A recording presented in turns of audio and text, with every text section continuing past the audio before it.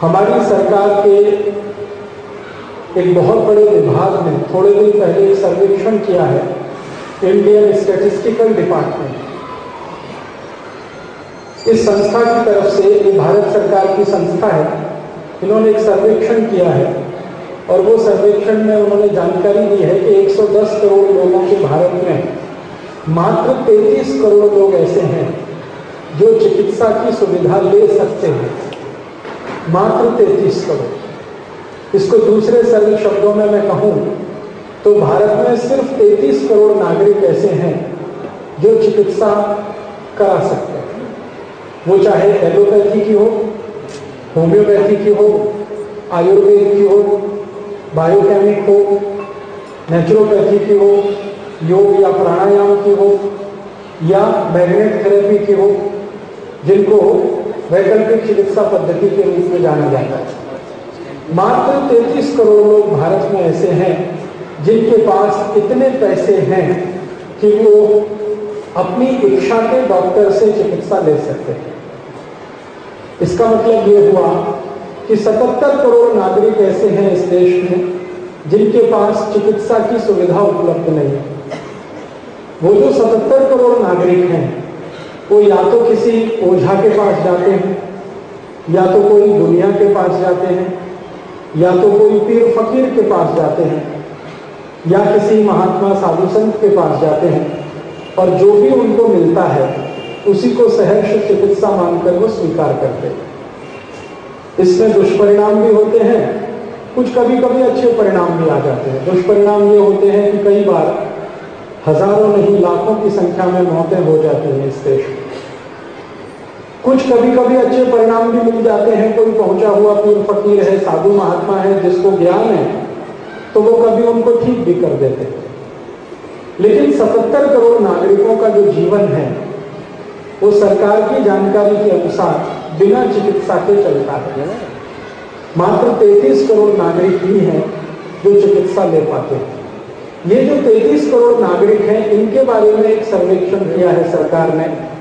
इन 33 करोड़ नागरिकों में से 5 करोड़ नागरिक ऐसे हैं जिनको बहुत बुरी बीमारी डायबिटीज है, और इस डायबिटीज के कारण उनकी जिंदगी बहुत दुख में है। आप सभी जानते हैं कि डायबिटीज एक ऐसा रोग है जिसको मदर डिसीज कहा जाता है, या कभी कभी इसको साइलेंट किलर कहते हैं। ये डायबिटीज ऐसा होता है कि किसी को मारेगा तो चुपचाप ही बेचारा चला जाएगा, बता भी नहीं सकता। मेरे साथ अभी एक दुर्घटना हुई। मैं एक दिन रेल से दिल्ली से जम्मू जा रहा था। मेरा एक दोस्त मेरे ही साथ इस अभियान में काम करता हुआ, वो भी मेरे साथ जा रहा था। मेरी जो बर्थ थी ट्रेन में वो नीचे थी, उसकी ऊपर थी। रात को दिल्ली स्टेशन पर हम सब सो गए। वो ऊपर पे सो गया, मैं नीचे सो गया। सवेरे जब ट्रेन जम्मू पहुंची तो मैंने उसको झकझोर के जगाया तो वो जगा नहीं, और मैंने जब थोड़ा हिलाया तो पूरा शरीर उसका नीचे गिर गया। तब मुझे पता चला कि वो मर गया। रात में ही उसकी मृत्यु हो गई। जम्मू मेडिकल कॉलेज में हम उसे ले गए तो डॉक्टरों ने कहा कि रात को 2:30 से 3 बजे के बीच में इनको सीवियर हार्ट अटैक आया। तो डॉक्टर को मैंने कहा, डॉक्टर साहब मैं तो इसके नीचे की बर्थ पे सोया हुआ था। तो उन्होंने कहा कि ये जो भाई है इसको डायबिटीज था, और डायबिटीज के किसी पेशेंट को कितना भी सीवियर हार्ट अटैक आए वो बोल भी नहीं सकता, बता भी नहीं सकता, क्योंकि उसका सेंसेशन खत्म हो जाता है। डायबिटीज ऐसी बीमारी है, ये 5 करोड़ भारतवासियों को हो गई है। धीरे धीरे संख्या लगातार बढ़ती ही जा रही है। इसी तरह से भारत में लगभग 3.5 से 4 करोड़ लोग ऐसे हैं जिनको जॉइंट्स पेन रहता है हमेशा। घुटने में दर्द है, कमर में दर्द है, कंधे में दर्द है, आप उसको अर्थराइटिस कहिए या संधिवात कहिए। 3.5 से 4 करोड़ लोगों को ये तकलीफ है। भारत सरकार बोलती है कि लगभग भारत में 4 करोड़ 25 लाख लोग ऐसे हैं जिनको पेट की अनेक बीमारियां हैं, जैसे कब्जियत है, कॉन्स्टिपेशन है, जैसे मूल व्याध है, बवासीर है, भगंदर है, हेमरोइड्स है, पाइल्स है, ऐसे रोग हैं। फिर सरकार बोलती है कि लगभग भारत में 3 से 3.5 करोड़ लोग हैं जिनको दमा है, अस्थमा है, और दमा अस्थमा के साथ टीबी जोड़ दी जाए तो ये 10 करोड़ की संख्या हो जाती है। तो मैंने देख लिया कि 33 करोड़ लोग जो इलाज कराते हैं इस देश में, वो सब गंभीर बीमारियों से ग्रसित हैं। इनका खर्चा कितना है इलाज कराने का, ये सरकार के स्वास्थ्य मंत्रालय को एक बार मैंने पूछा तो उन्होंने बताया कि भारत के नागरिक एक वर्ष में चिकित्सा पर कुल मिलाकर 4.5 लाख करोड़ रुपए खर्च करते हैं। इसमें 3 खर्चे शामिल हैं। डॉक्टर को दी गई फीस, खरीदी गई दवाएं, और अगर जरूरत पड़ने पर हुआ ऑपरेशन तो ऑपरेशन का खर्च। ऑपरेशन का खर्चा, खरीदी गई दवाएं और डॉक्टर को दी गई फीस, ये तीनों मिलाकर 4.5 लाख करोड़ रुपए बैठता है। अब 4.5 लाख करोड़ रुपए की जो रकम है वो छोटी मोटी नहीं है। अगर आप उसको कैलकुलेटर में लिखो तो कैलकुलेटर फेल हो जाए। कारण यह है कि कैलकुलेटर में 12 अंक आते हैं और ये 4.5 लाख करोड़ लिखने में 14 अंक लगते हैं। 45 लिखना, फिर उसके आगे 12 शून्य लगाना, 000012, इतनी बड़ी रकम चिकित्सा पर खर्च हो जाती है इस देश में। इस रकम के 2 हिस्से हैं। एक तो वो जो सरकार खर्च करती है लोगों के ऊपर, दूसरा वो जो लोग खुद खर्च करते हैं अपने ऊपर। आप जानते हैं कि भारत में 2 तरह से सरकार चलती है, एक केंद्र की सरकार, एक राज्य की सरकार। दोनों चिकित्सा पर जो खर्च करते हैं और लोग अपने ऊपर जो चिकित्सा का खर्च करते हैं, ये कुल मिलाकर साल का 4.5 लाख करोड़ बैठता है। स्वास्थ्य मंत्रालय को अगर ये पूछा जाए कि ये 4.5 लाख करोड़ का खर्च होने के बाद क्या गारंटी है सब ठीक हो जाएंगे, कहते कोई गारंटी नहीं, क्योंकि ये सालों साल से इसी तरह से चल रहा है। खर्चा कम नहीं हो रहा है, बढ़ता ही जा रहा है। ये एक गंभीर बात है। हम चिकित्सा पर खर्च बढ़ाते जाएं, हॉस्पिटलों की संख्या बढ़ रही है, डॉक्टरों की संख्या बढ़ रही है, दवाओं की संख्या भी बढ़ रही है, लेकिन सुख नहीं बढ़ रहा है। सुख की जो परिभाषा है भारत में वो ये कि जो संपूर्ण निरोगी है वो सुखी है, जिसका जीवन निरामय है वो सुखी है। तो संपूर्ण निरोगी लोगों की संख्या इस देश में लगातार घट रही है, सुख बढ़ नहीं रहा है, बीमारियां जरूर बढ़ रही हैं। कई बार ऐसे ऐसे नाम सुनाई देते हैं बीमारियों के तो दिमाग चक्कर खा जाए। चिकनगुनिया, अभी थोड़े दिन पहले ये रोग आ गया, करोड़ों लोग परेशान हो गए, करोड़ों डॉक्टर भी परेशान हो गए, क्योंकि उनको भी ये रोग से ग्रसित होने के बाद हॉस्पिटलाइज होना पड़ा। और अभी तक मैं भारत में घूमता हूं, चिकनगुनिया गए हुए 6 महीने हो गए, लेकिन लोगों का दर्द अभी तक नहीं गया चिकनगुनिया का। घुटने अभी भी दुख रहे हैं, कमर अभी भी दुख रही है, कंधे में अभी भी दर्द है। ये समस्या हमारे देश में है और ये समस्या भारत में है ऐसा नहीं है, दुनिया के सभी देशों में है। आपको ऐसा लगता है कि अमेरिका और यूरोप में बहुत अच्छे डॉक्टर हैं, तो क्या वहां सब लोग सुखी हैं? वहां भी नहीं। अमेरिका और यूरोप में भी बीमारों की संख्या इतनी ज्यादा है कि वहां की दवा कंपनियां और डॉक्टर बोलते हैं कि इनका स्वास्थ्य का इलाज कर पाना असंभव जैसा दिखने लगा। यूरोप में भी वही हाल है। यूरोप और अमेरिका की सरकारें बोलती हैं कि उनका सबसे ज्यादा टैक्स दवा बेचने वाली कंपनियों से ही आता है, यूरोप और अमेरिका।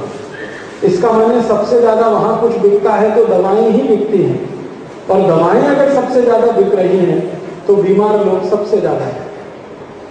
आपको एक बात मन में आती होगी कि ये यूरोप अमेरिका के देश तो बहुत सुखी हैं क्योंकि बहुत पैसा है।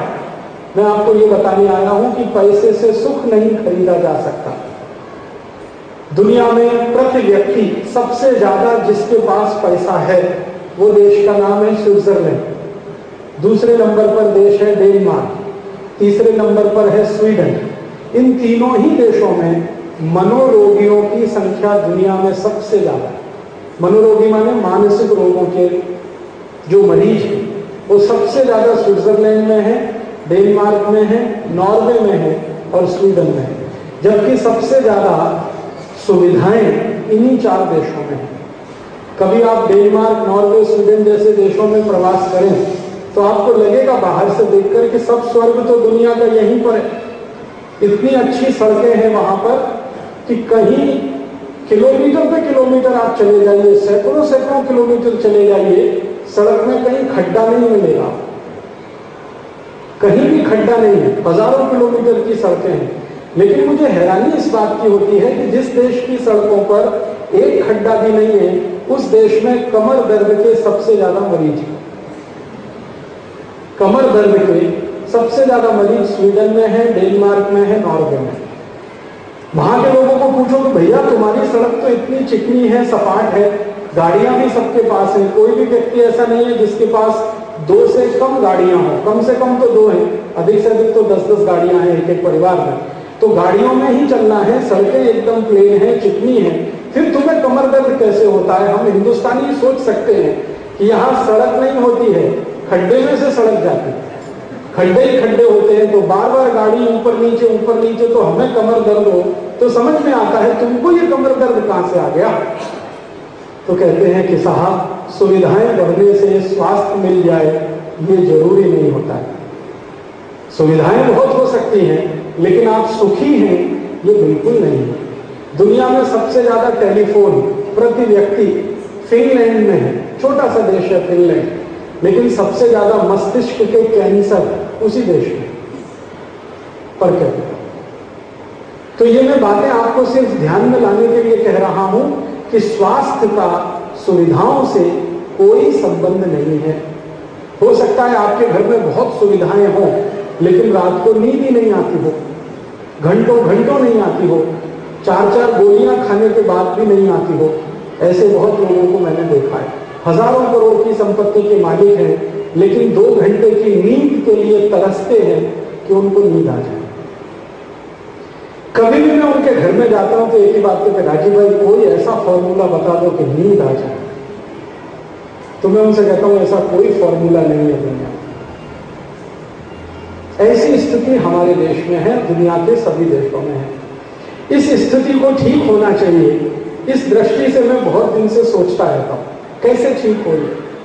अपने देश में और दूसरे देशों में जो मैंने देखा, सुना, पढ़ा, उस पर से मैंने सोचना शुरू किया कि इसको ठीक कैसे किया जाए। अपने ही भारत देश में 33 करोड़ लोग जो चिकित्सा ले सकते हैं वो गंभीर बीमार हैं और 77 करोड़ जो नहीं ले सकते उनकी तो बात ही क्या है। इन लोगों को कैसे ठीक कर सकते हैं? तो एक बार मैंने सोचना शुरू किया शायद हॉस्पिटल की संख्या बढ़े, डॉक्टर ज्यादा हो जाएं तो ये ठीक हो जाएंगे। लेकिन मैंने एक दिन हिसाब जोड़ा कि भारत में 20 लाख डॉक्टर हैं जो रजिस्टर्ड हैं, 10 लाख डॉक्टर हैं जो अनरजिस्टर्ड हैं, 30 लाख डॉक्टर इस देश में काम कर रहे हैं, फिर भी मरीजों की संख्या बढ़ रही है। कोई गारंटी नहीं है कि ये 1 करोड़ हो जाए तो मरीज कम हो जाए। हमारे देश में 1947 में जब आजादी आई थी तो 70 करोड़ रुपए साल की दवाएं इस देश में बनती थी। आज इस देश में 70,000 करोड़ रुपए साल की दवाएं बनती हैं, फिर भी सुख नहीं मिल रहा है, बीमारियां कम नहीं हो रही। तो बीमारियों को कम करना है और सुखी होना है तो शायद इसका कोई अलग रास्ता है। ये सोचकर मैंने पढ़ना, लिखना, अभ्यास करना शुरू किया तो समझ में आया कि बीमारियों का जो संबंध है वो सीधा सीधा जीवन शैली से है, खान पान से है, आचरण व्यवहार से है, सीधा सीधा संबंध। दुनिया में सभी बड़े डॉक्टर सब इस बात को स्वीकार करते हैं कि 90% बीमारियां साइकोसोमेटिक होती हैं और साइकोसोमेटिक बीमारियां अगर 90% हैं तो साइकोसोमेटिक होना तो सीधे सीधे अपना व्यवहार, अपना आचरण, अपना खान पान, अपना रहन सहन इससे जुड़ा हुआ है, अपनी प्रकृति से, अपने पर्यावरण से, अपने वातावरण से जुड़ा हुआ है। तो मैंने इस दृष्टि से देखना शुरू किया कि हमारे भारत में रहने वाले लोगों के बारे में मैं ये सोचूं कि इतनी बीमारियां क्यों हो रही हैं, तो पता चला कि हमारी जो प्रकृति है, हमारा जो वातावरण है, हमारा जो पर्यावरण है, उसके विपरीत हमारा जीवन शैली हो गई है। हमारी जो प्रकृति, पर्यावरण, वातावरण है, उसके ठीक उल्टी हमारी जीवन शैली हो गई।